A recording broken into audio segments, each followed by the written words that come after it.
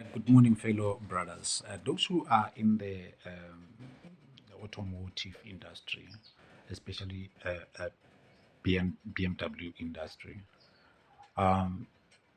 lately we have been advanced with the kind of technology that we have, which is very much useful. However, some people don't want to attend the trainings. You know, training is the most important thing. However, that's not where I am.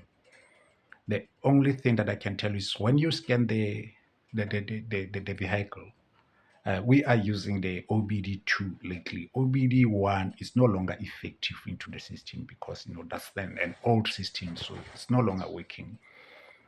So now we are using the OBD2.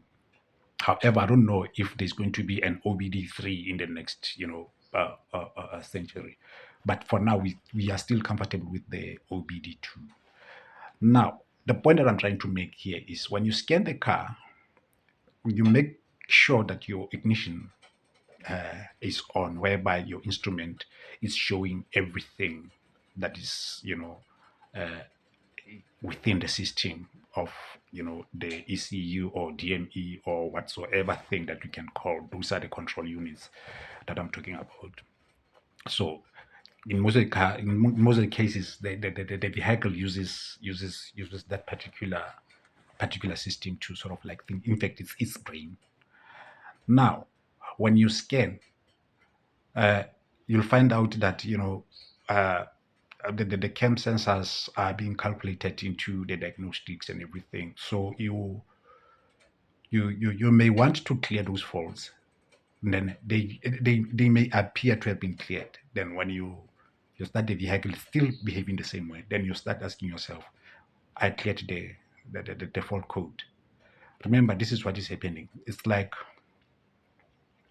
when you talk with somebody to be in action of something, you are still talking. You haven't, ordered that particular person to do the job.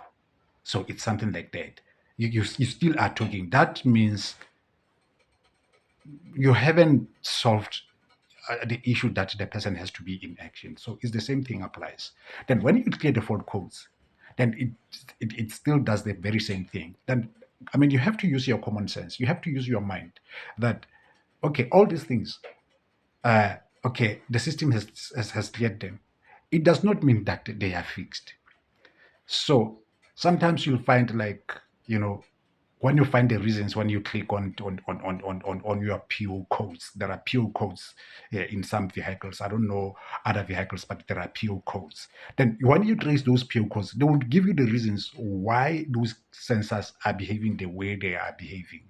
Now you start, tracing where the fault might be in a practical manner, not in a computerized sort of like system or something. That's why you have to act. You have to do your job. Your computer might have given you a lead or might have guided you as to which route you might have been taking. In most of the cases, I found that it will say that the voltage uh, rate is too high or too low. Then if it says it's too high, bear in mind that there must be a disconnection somewhere on that particular sensor. It means the voltage is only ending up where the connector is, but not to the unit. So that means the rate at which the voltage is driving into that line, that might be too much because it's still looking for the unit. So if it's not finding the unit, it piles up. So it will say voltage too high. But if it's too low, then you need to know that it's connected, but it simply tells you that that particular sensor is dead. Then you have to replace it. But in my case, I've realized something that when the vehicle is off timing, so it means the marking timings are shifted from the sensors. So it will calculate the sensors because the sensors are electrified, but the units of which are driving the timing of the engine are not electrified. So there's no way that the system can sense those units. In fact, it's going to sense the sensors. So you need to be very careful in cases that. Thank you very much, guys, and I appreciate uh, for being with me.